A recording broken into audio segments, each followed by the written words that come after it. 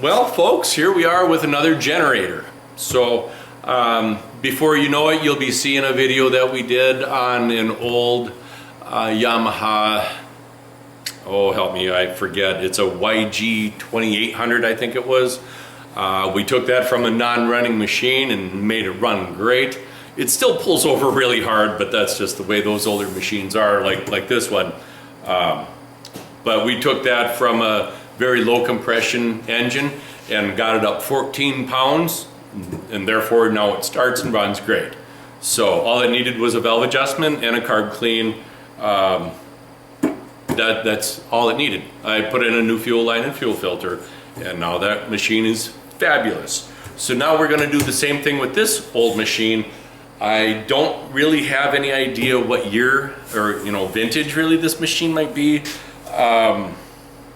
If I had to guess, let's see, I'm looking at a sticker here that's just talking about engine maintenance, oil check, air filter cleaning, nothing on year. But anyway, this is a Coleman Powermate. It's got an 8-horse Briggs & Stratton engine. I know nothing about this. My father-in-law gave this to me, and so it is a 4,000 watt. So that's pretty nice. It's definitely the biggest generator that I've got. I've got a 2000, a 26, and a 28. So I don't know really anything else about it. So I guess let's go ahead and get started, and let's see if we can make this machine do something. Being as it's winter, a lot of times the power can go out, so it's pretty nice to have something like this around. Okay, so I guess you'd pretty well know the vintage of a machine when a metal strap is your kill switch. That grounds it out so it can't spark anymore. So she's been around a while. Okay, so let's go ahead and pull the wire off. Oh, I might need an extension. Gosh, there we go.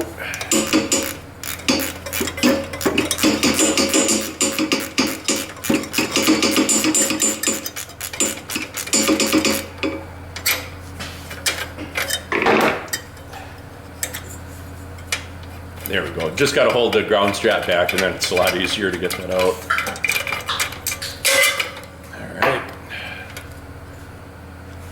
All right, let's get a good look at this plug. All right.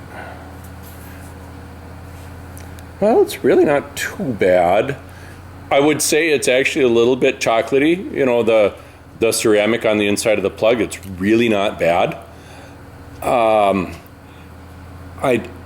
mean, I almost feel like I gotta say that this is a pretty new plug, maybe. I don't know. I mean, it's awfully clean. So it's looking good. It isn't sooty and it's not white. Neither of those things do you want. White means you're running lean, and of course all sooty means you're very, very rich. So, all right, I'm going to see if I've got the right adapter here for my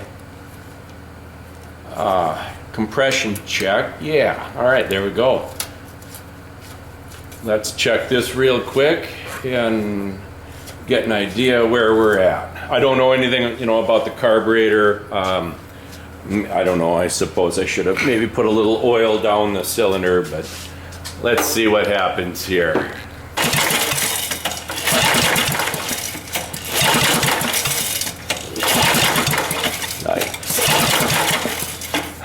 All right, well, we're only at 60, maybe 2 or so. That's not great, and it's never going to start at that pressure. So, yeah, well, I guess we'll have to do a little bit of tinkering. We'll go ahead and try a little oil down the cylinder, just so that we can see if it is the rings. We'll go ahead and take out our hose here for the compression check. We'll put a little oil down that cylinder and see if that's got much of an effect. I gotta say though, I'm not worried about the top end or anything, because just on pure visuals, there's no way this machine has enough hours on it. You know, even look at the muffler. I mean, it's a really good shape. So low compression is almost for certain going to be stuck rings, which wouldn't be a surprise in the machine. That I'm gonna guess this is 60s to maybe through the 70s. I don't know if it would even go towards the 80s. I doubt it. So anyway, yeah, we'll probably have to put some penetrating oil down the cylinder. And I bet this machine comes right around. Should be great. It feels really nice pulling it over. You know, there's no crunchy bad sounds and nothing like that. So, okay, we'll be right back. All right, so we've got the spark plug out of our ancient generator here. Let's, you know what? Before we put any oil down that spark plug hole. Okay, so let's get a glimpse of what we got going on here. So you guys saw me, you know, I was going to check the compression after I put some oil down the cylinder, but look at all of that. Yeah, so we're gonna wanna blow that out of there. Oh, wow, it just keeps going. All right, so right here we're at the back side of the fuel tank. So it's pretty full of debris. It looks like maybe sunflower seeds is what I'm thinking. So here we're looking down at the spark plug wire, and the ground strap that shuts the engine off. Right there, all in three little things there. So let's go ahead, before we take that spark plug out anymore, you know, because I already had it out and to check the compression, but I'm worried that the stuff is going to fall down that into the cylinder. So let's go ahead and see what we can do here. Oh boy.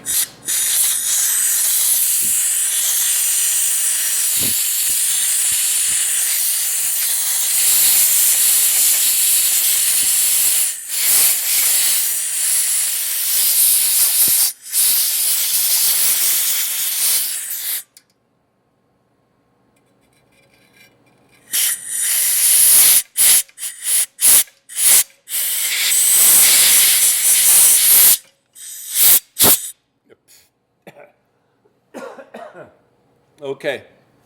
Yeah, there's a lot of stuff coming out of here.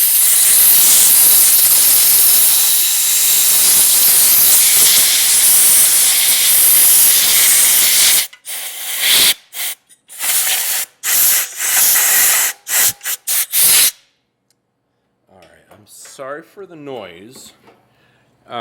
One thing I will say from my small amount of experience with older Briggs and Stratton engines like this is that the shroud over the engine here, there's a lot of room for stuff to get built up inside of there, which decreases the engine's ability to cool. So there's a lot of bolts here that can come off, and then this shroud here can come off along with the recoil. And we want to make sure all the cooling fins behind this are nice and free and clear. It makes a big difference for the longevity of the engine, because just cleaning cleaning the fuel tank, the air filter, and the carburetor, you know, that's what makes it run. But if all these cooling fins are plugged up with, you know, like say mud daubers, those bees that pack mud into cavities to lay their eggs, if there's a bunch of that back behind here in this housing, it's going to be easy to make this engine struggle and eventually fail because of high temperature. Your first sign of that failure will be cavitation you're going to start boiling off your fuel before you can even combust it. And so maybe that I shouldn't say cavitation, but you'll start boiling off the fuel before it gets a chance to burn because of the high cylinder temperatures.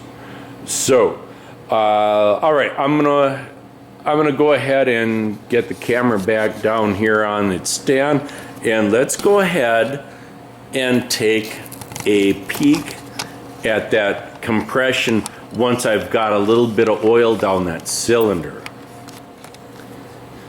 All right, got a little oil here. We're gonna go ahead and put a little bit down that cylinder, not a whole lot. Really doesn't need a lot.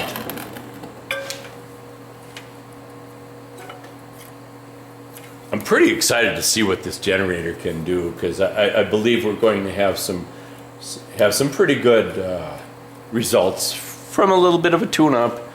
I'm excited to see what does the air filter look like. I bet it's gonna be all right. Before we go ahead and pull this over, I want to let that oil settle down into the cylinders, or into the cylinder, and hopefully calm those rings down a little bit. Oh boy, that was extra tight. And so we'll see if that oil can't soak in. Maybe get those rings to relax from the piston. And while we're doing that, let's take a peek at the air filter. Okay, that's not bad. That is not bad. You know, it's interesting. You look down at all the components of this. Does that not all look like stainless steel? I'm not sure, but it sure kind of has that look. So let's go ahead and let's loosen this fella up.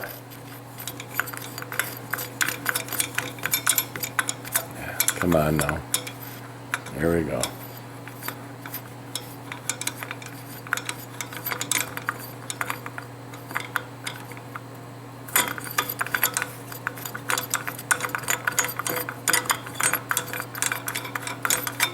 Okay, well, we should be able to just lift that whole filter up off of there.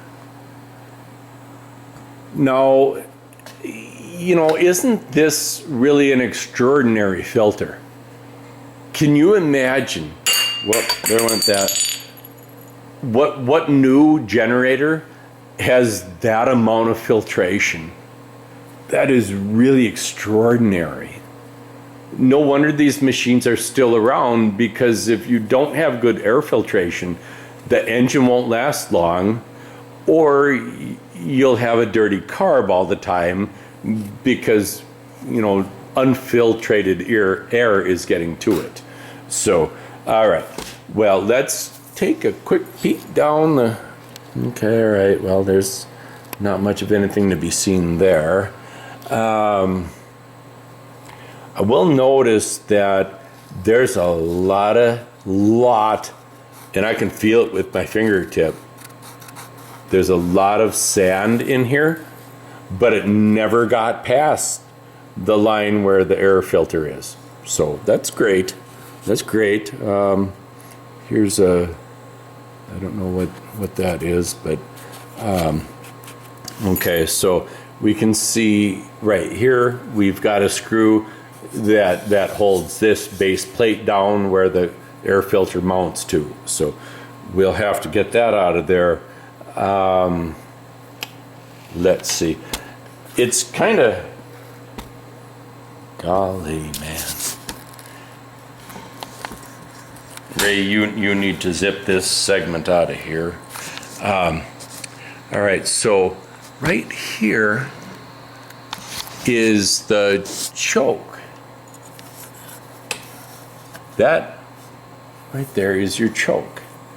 Can you let me adjust the camera?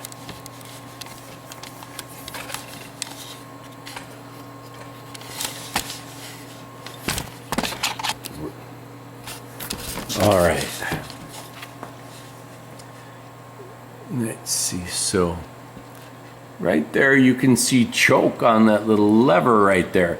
What an interesting little system that is. So you can see right here is a spring, and you can control the spring tension by turning this screw clockwise for tighter, counterclockwise for not. And yeah, that works really nice. Pretty simple.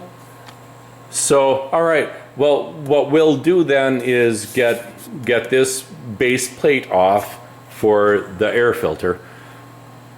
I'm pretty sure we're going to have to take off the muffler because we can't get to this screw right in here to drop the carburetor off from the intake.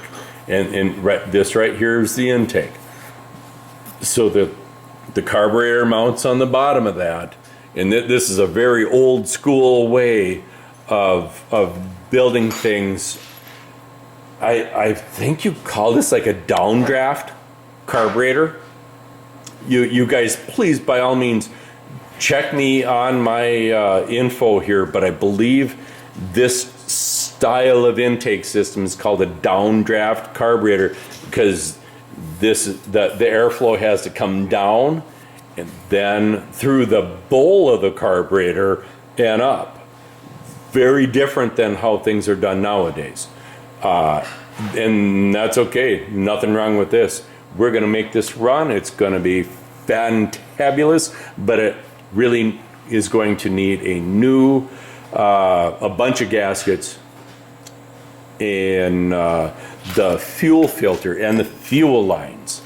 So let's see, I don't have any way to show you guys, but this fuel line, I don't know if that shows too well to you, but on camera, but this fuel line is almost as hard as, I mean, it's about as flexible as a hard copper line. It's really bad. So here's the fuel filter right down here, and then just after that it goes into the fuel tank.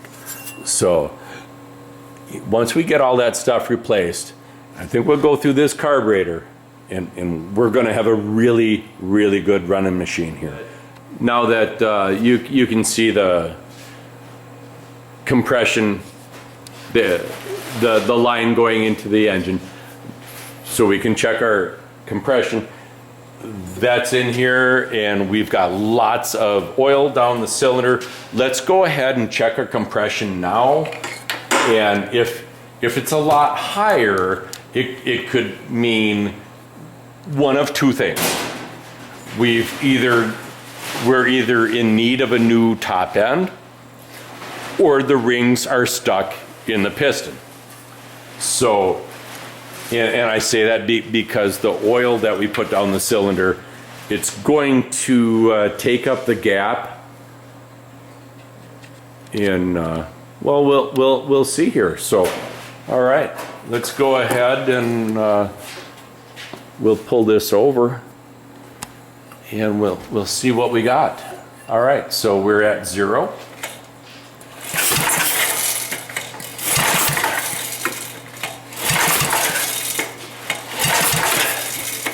Well, I'm staying at 0.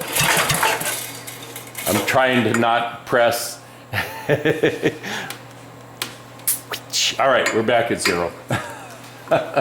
All right, let's see what we can do. All right, we're at 30. Yeah, Ray, if that would be great. God bless you. All right, we're there you go. All right.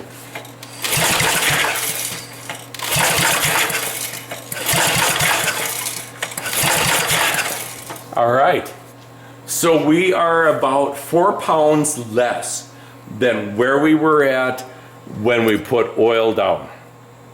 So let me see, before we put oil down we were at about 62, 64, and now we're at about 59.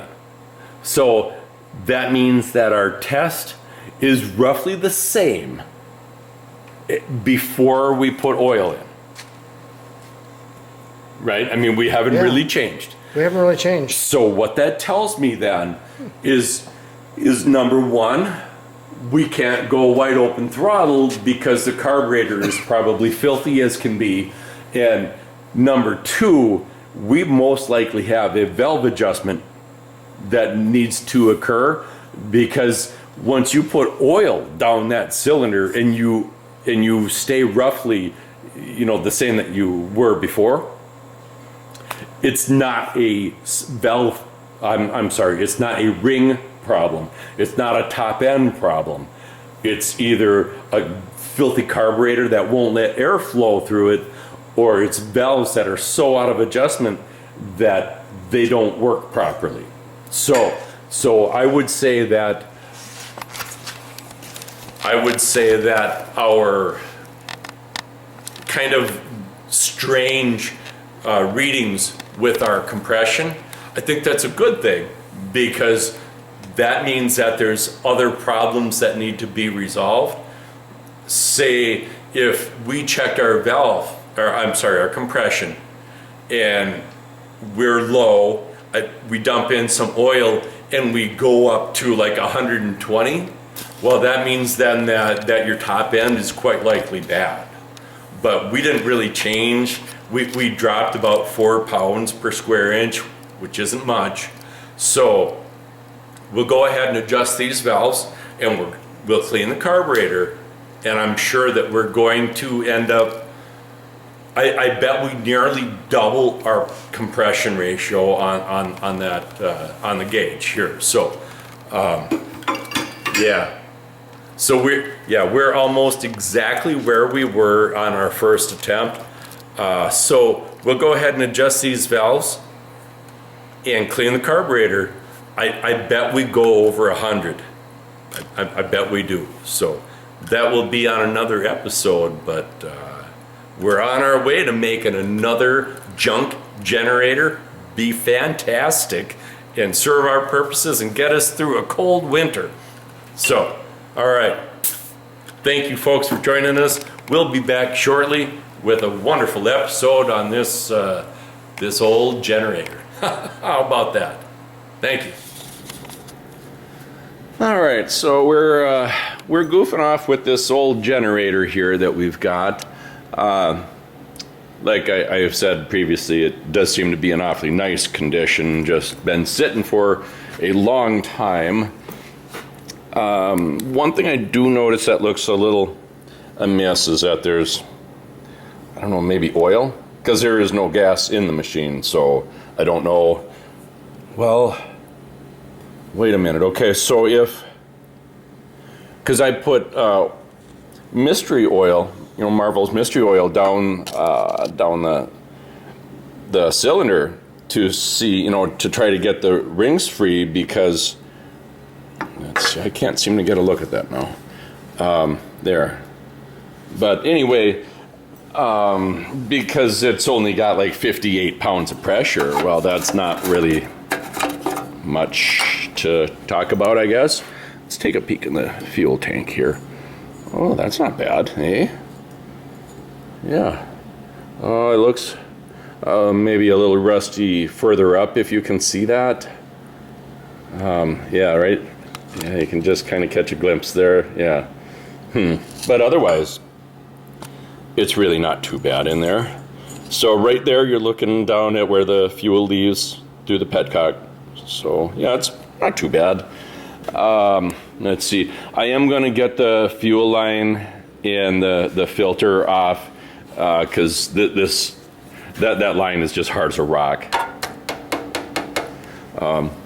Here. It's pretty hard. So yeah, we'll see what we can do with that. All right, well, I'm gonna set the camera back down, and let's go ahead, as I took the compression check out and put the spark plug back in. Let's go ahead and take that back out, because I never did check for spark. Not that I recall anyway. I don't know, I haven't worked on this in a week or so. But, all right, give me 1 minute. Okay, let's go ahead and get that spark plug out of there. it is a champion. Ow. Oh. Why'd you make that so tight?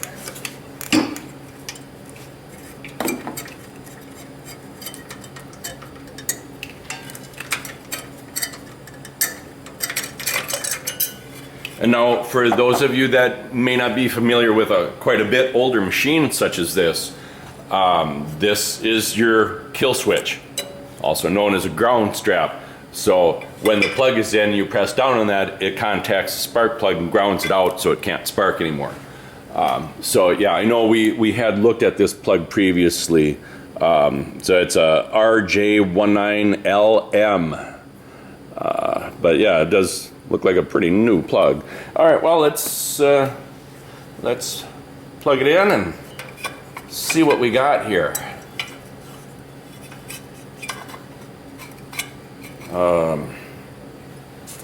You know, I think the best way to get that to ground is I'm gonna thread this back in, and then I can just let the spark plug touch that, and we'll have a very easy ground to attain. All right, so it's all right, that looks great. Here we go. Oh wow, that's great. That is like some of the brightest spark I think I've ever seen, especially from such an old machine. I mean, I think this has points. You know what, folks? I really don't know. Yeah, I don't know. I would think that it would have points. But either way, whether it does or doesn't, that is really awfully good spark. So since this has been sitting now for, oh, I don't know how long it's been. 3 or 4 days, something like that, I guess. Let's go ahead and check that compression again. And see if anything has happened with our Marvel mystery oil. Oh my gosh, this thing just cut the crap out of my finger. What? Oh, you gotta be kidding me. Look at that piece of metal. Right there. Wow. How in the world does something like that happen? Yeah, that got me a good one. All right, well, let me step away and fix my finger and get rid of this metal sliver.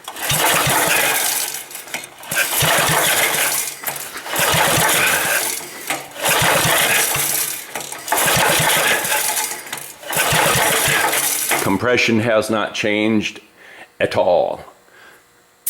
All right, well, now I've neither researched anything about this, which I should. Maybe, I don't know if I could possibly find approximately what year this would be. I don't know. I don't know, but I'll look into it one of these days. Find out, you know, what weight oil. I assume probably 30 weight in this old thing, but we'll see. But I guess my point is I also don't know what the compression should be, though. You know, really a real good standard is rebuild or throw away if you're under 100.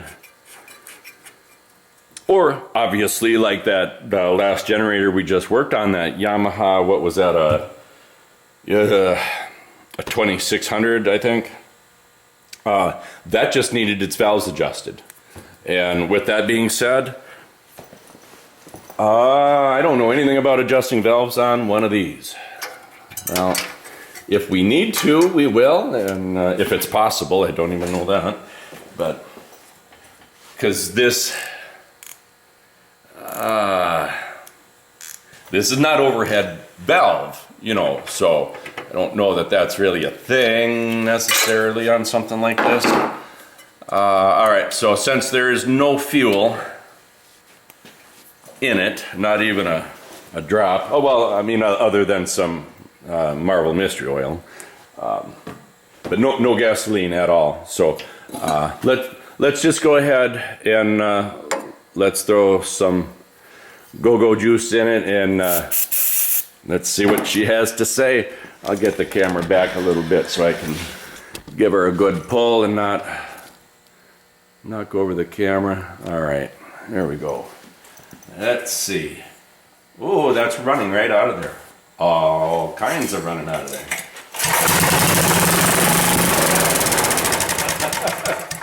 Okay. Interesting how that's.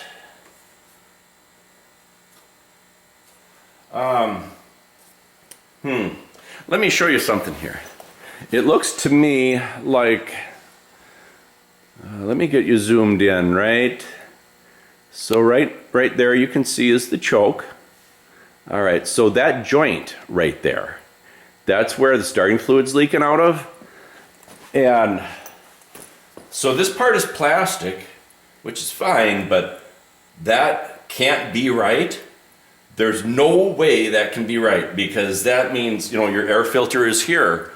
So if we're pulling in air here, then the filter isn't doing its job. It's negated, because the air's gonna take the path of least resistance, and that's for sure gonna be through here as opposed to through the filter. So I guess we're gonna have to take that off, and we'll see what we got.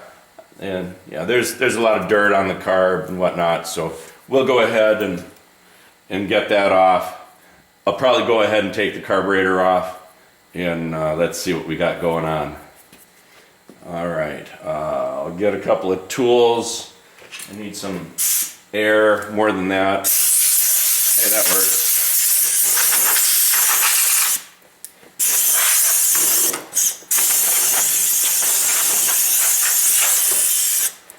Okay, well, good news is it's got great spark, and it fired almost instantly. So I don't know, I'm kind of surprised it fired so nice at, I don't know what that was, probably 58, maybe 59. Maybe if it were on the floor and I could really give it a good pull, maybe I could get up over 60. I don't know. I don't know what to say there, but all right. Let's see. I'm going to get a couple tools. We'll get the fuel line off, and we'll get this off. I kind of wonder if there isn't supposed to be an O-ring in here, and if there is, if it's original, I'm sure it's cracked and shrunk and really deteriorated. So it seems like a really good unit. I want to make sure we're not sucking in dirt though, because that would change that from a good unit into not a good unit pretty quick. So, all right. I will be right back. All right. So we've got a Phillips screwdriver, a Phillips screw right here. Let's go ahead and get that out of there.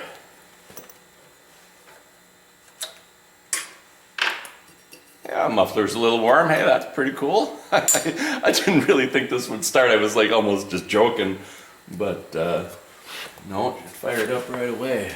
Okay. All right. I think what we've got here is like a 7/16 bolt here going into the bottom of the carb, and that brings this bracket over and holds this neck on there. So let me find an 11/16. I'm sorry, 7/16 wrench.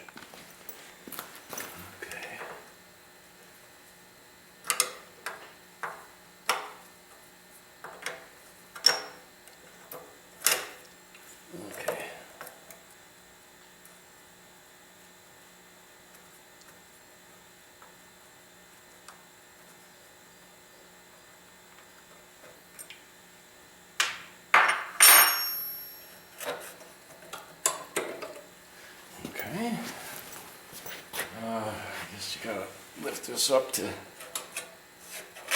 get that out of there. Okay.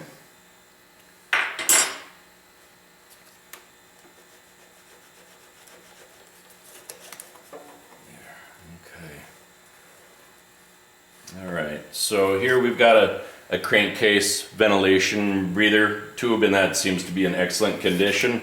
All right, now we're gonna take a peek inside here and see what we got. Okay. Yeah, so it's pretty much what I thought it might be. Let me see, maybe I can get a screwdriver in there and get that out of there. Yeah, it's broken. It is an O-ring, and it's broke right in half. So, all right, and so yeah, like I say, with this being bad, this poor generator wasn't going to last very long because it's going to suck in dirt. And all right, so anyway, we can clean that out. I'm not sure what exactly. I don't know. It's just.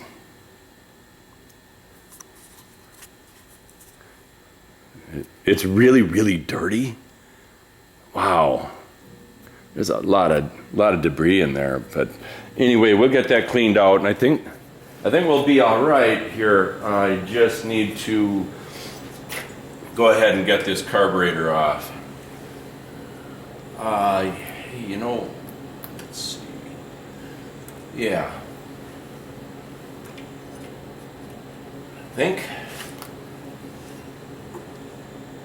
I think I've got to take the muffler off to get the carburetor off.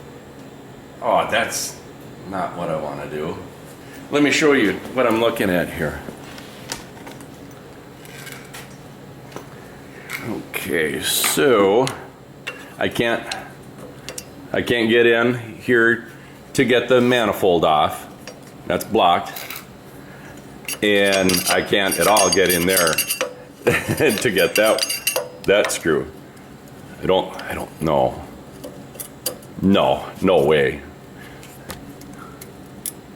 Oh, gosh, well, I mean, that's really a tight squeeze there, but maybe.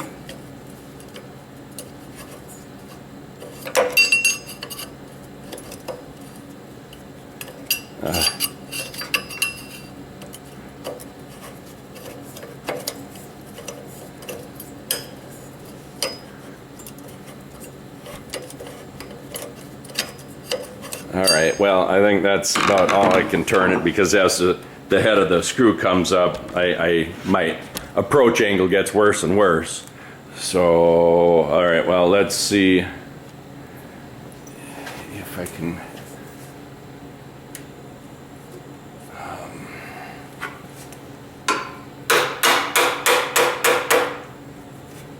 Okay.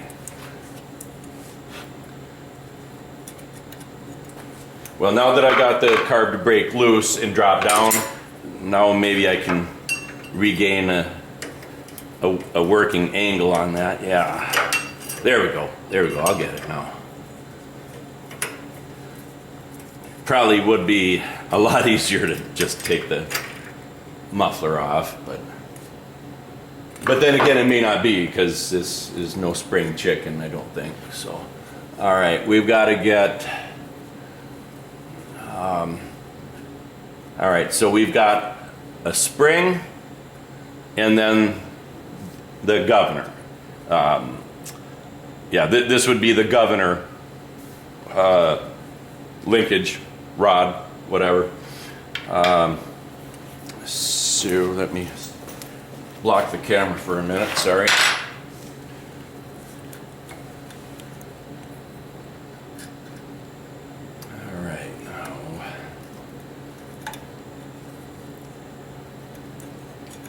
Okay, there's that. Now to get this off, I don't know, oh, it might come off. Oh gosh, it came off way easier than I thought, but just because it's hard as a rock. Man, that is so hard. Okay, well, ugh. Yeah, it's a little split, as you can see. And of course it's, you know, it's so hard as a rock. I haven't seen a fuel line go bad like that in quite a while. All right, so